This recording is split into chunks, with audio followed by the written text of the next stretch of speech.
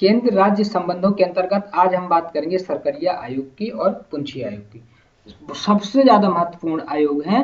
यदि केंद्र राज्य संबंधों से कभी भी आयोग से क्वेश्चन पूछा जाएगा, चाहे किसी भी एग्जाम में पूछा जाए, यूपीएससी से लेके किसी भी स्टेट पीएससी में, सबसे पहले क्वेश्चन सरकरिया आयोग और पुंछी आयोग से ही पूछा जाएगा। इतना ज्यादा इनका महत्व है। ठीक है, हर जगह नाम आता है, तो कभी मल्टीपल चॉइस में पूछा जाए कि सरकरिया आयोग का संबंध किससे है, तो केंद्र राज्य संबंध। ठीक है, मैं यहाँ पे लिख दे रहा हूं, केंद्र राज्य संबंधों से इसका महत्व है सरकरिया आयोग का। ठीक है, 1983 में रणजीत सिंह सरकरिया के नेतृत्व में एक सेवानिवृत्त न्यायाधीश थे, जिनके नेतृत्व में इस आयोग का गठन किया गया था। इसका उद्देश्य क्या था कि केंद्र और राज्य संबंधों को सुधारना, यानी केंद्र जो संघ सरकार है या केंद्र सरकार है और राज्यों के बीच जो आपसी टकराव है, मतभेद है, उनको ठीक करना। ठीक है, तथा राज्यों की स्वायत्तता से संबंधित प्रश्न की मांगों को, यानी राज्य ज्यादा से ज्यादा स्वायत्तता चाहते हैं कि केंद्र उनमें दखलंदाजी ना करे, तो ये मांग कहां तक उचित है, इस प्रश्न पर भी विचार करना और केंद्र राज्य संबंधों को सुधारना। इन दो प्रमुख उद्देश्यों के लिए इस आयोग का गठन किया गया। तो इसने अपनी सिफारिशें दी। तो उन सिफारिशों की जो प्रमुख बातें हैं, यदि कभी टिप्पणी लिखने को आ जाए या मल्टीपल चॉइस में आ जाए, तो आप उन सिफारिशों को देख लीजिए। जो प्रमुख सिफारिशें हैं मैंने यहाँ पे उनको दी हैं। जैसे सरकरिया आयोग ने कहा कि संविधान में संरचनात्मक परिवर्तन की जरूरत नहीं है। जैसे बहुत सारे लोगों को ये मानना था, आलोचना जो करते थे केंद्र राज्य संबंधों में, वो ये बोलते थे कि संविधान में काफी परिवर्तन की जरूरत है। तो इस आयोग ने कहा नहीं, संविधान में किसी संरचनात्मक परिवर्तन की जरूरत नहीं है।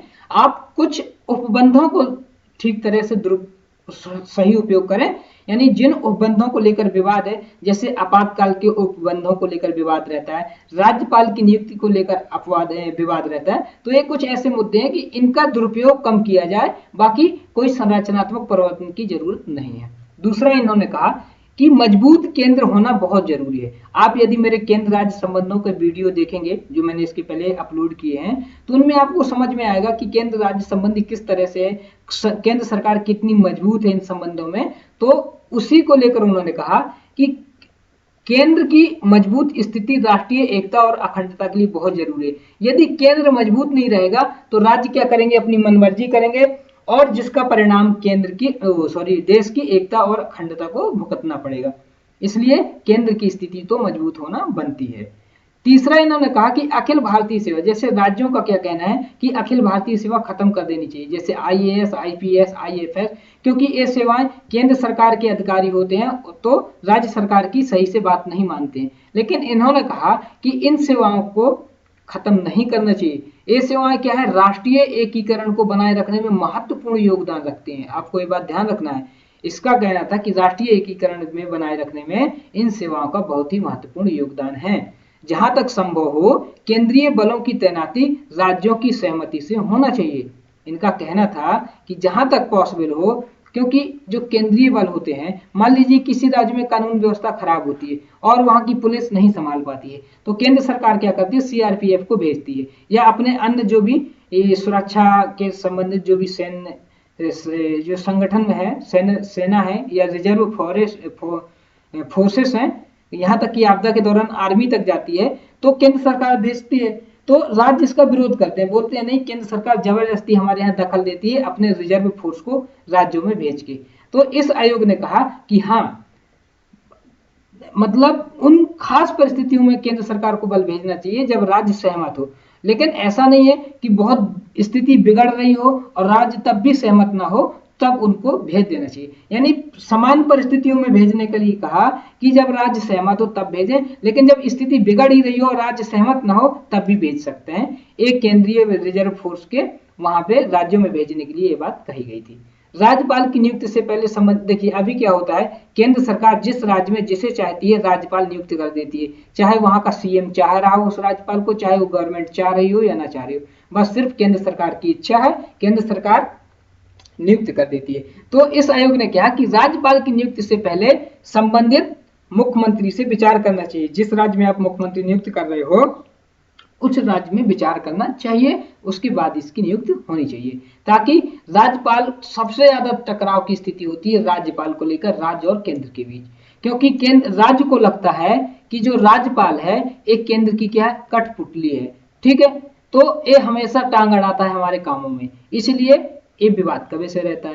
राज्यपाल असाधारण परिस्थितियों में हटाया जाए। और एक काम और होना चाहिए कि अभी तक हम पढ़ते हैं कि राज्यपाल की नियुक्ति राष्ट्रपति करता है, और लेकिन राज्यपाल राष्ट्रपति के प्रसाद पर्यंत काम करता है, प्रसाद पर्यंत। इसका मतलब है कि राष्ट्रपति जब चाहेगा तब राज्यपाल को हटा सकता है। तो इस आयोग ने कहा ऐसा नहीं होना चाहिए, राज्यपाल का कार्य फिक्स कर देना चाहिए कि इतने दिन, इतने मतलब वर्षों में उसका कार्यकाल समाप्त होगा, तब तक वो काम करे। तो एक तरह से उसे भी डर भय नहीं रहेगा और कई अपने स्वविवेक से सही निर्णय ले सकेगा। लेकिन उसको अभी क्या रहता है, डर बना रहता है, और जिसका परिणाम क्या होता है कि वो केंद्र के कहने अनुसार हमेशा चलता है। राष्ट्रपति द्वारा किसी अधिनियम में असहमति होने पर राज्य को कारण स्पष्ट करना चाहिए। इसका मतलब यह है कि एक राज्यपाल को शक्ति है कि यदि राज्य सरकार कोई अधिनियम पारित करती, कोई कानून पारित करती है, तो राज्यपाल क्या कर सकता है, राज्यपाल उसको अनुमति ना दे और उसको राष्ट्रपति के लिए आरक्षित कर ले। राज्यपाल के पास ये शक्ति होती है कि यदि कोई कानून पारित किया है राज्य ने, तो राज्य क्या करे, उसको राज्यपाल अपने पास रख के उसे राष्ट्रपति की सहमति के लिए भेजे। और राष्ट्रपति क्या करते हैं, सहमति के नाम पे लंबे समय तक उसको पेंडिंग में रखते हैं, या सही से कारण नहीं बताते, कुछ बताते ही नहीं, रख ही देते। तो इस आयोग ने कहा कि यदि ऐसी स्थिति है कि राष्ट्रपति सहमत नहीं है किसी कानून को लेकर राज्यों के, तो क्या करे, वो असहमति का कारण बता दे, तो राज्य आश्वस्त हो जाए कि उसने क्या गलती की थी, क्या गलती नहीं करनी चाहिए थी। तो इस तरह से ये भी सिफारिश की गई है ताकि राज्य और केंद्र के बीच जो संबंध हैं, जो तनाव है, उनको कम किया जा सके, क्योंकि उद्देश्य ही इस आयोग का यही था कि केंद्र और राज्यों के बीच संबंधों को सुधारना। तो ये हमारा सरकारी आयोग हुआ जो बहुत बहुत बहुत महत्वपूर्ण है केंद्र राज्य संबंधों को लेकर। यदि कभी पूछा जाता है आपसे कि केंद्र राज्य संबंधों में सुधारने के लिए कुछ सुझाव बताइए, तो आप बिल्कुल बिना सोचे समझे सरकारी आयोग की सिफारिशें और पुंछी आयोग की सिफारिशों को मेंस एग्जाम में लिख सकते हैं। और इसके लिए मैंने एक क्वेश्चन का आंसर भी बताया है पिछले लेसन में कि कैसे केंद्र राज्य संबंधों को सुधारा जा सकता है। आप जरूर देखिए उसको, और वो क्वेश्चन आए तो आप आंसर लिखिएगा। अब पुंछी आयोग की जो स्थापना है 27 अप्रैल 2007 में की गई थी, और इसका भी यही उद्देश्य था, केंद्र राज्य संबंधों पर अध्ययन के लिए किया गया था। और इन्होंने भी कुछ सिफारिशें दी जिनकी हम बात यहाँ पे करते हैं। आप सुझाव के रूप में इन्हें भी बता सकते हैं कि पुंछी आयोग की सिफारिशें, जैसे राज्यपाल की नियुक्ति केवल केंद्र सरकार की इच्छा पर ही नहीं होनी चाहिए। वहां भी उसने कहा था कि सरकारी आयोग में कहा गया था कि उस राज्य के सीएम से क्या करना चाहिए, डिस्कशन करने के बाद राज्यपाल बनाना चाहिए। यही इन्होंने कहा था कि राज्य केवल केंद्र सरकार अपनी इच्छा से राज्यपाल को ना थोपे।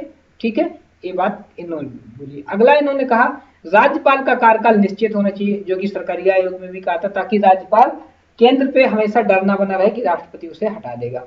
राज्यपालों की भूमिका सिर्फ संवैधानिक प्रावधानों के अनुरूप होनी चाहिए, यानी राज्यपालों को अन्य कोई पद धारण नहीं करना चाहिए। जैसे क्या होता है, जो विश्वविद्यालय होते हैं उनका कुलपति बन जाता है, कुलपति होता है राज्यपाल, तो इस तरह के अन्य पद धारण नहीं करना चाहिए, उसे अपने राज्यपाल के पद को ही बेहतर तरीके से करना चाहिए। ये बात कही गई कि संवैधानिक प्रावधानों के अनुरूप होना चाहिए, अन्य कोई पद धारण नहीं करना चाहिए। लिखा है अन्य वैधानिक पद धारण नहीं करना चाहिए, जैसे विश्वविद्यालयों के कुलपति। तो ये बात आपको ध्यान रखनी है।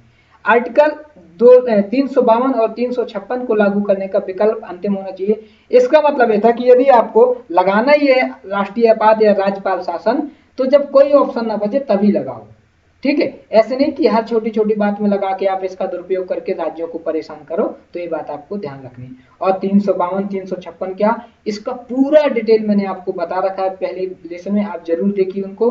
और यदि आपको आंसर मेंस में लिखने को आता है तो आप वहां से उनको उतना नोट बनाइए और उसको आप लिख सकते हैं। ठीक है, अंतरराज्यीय परिषद को मजबूत बनाना, अंतरराज्यीय परिषद का भी मैं लेसन अपलोड कर दूंगा।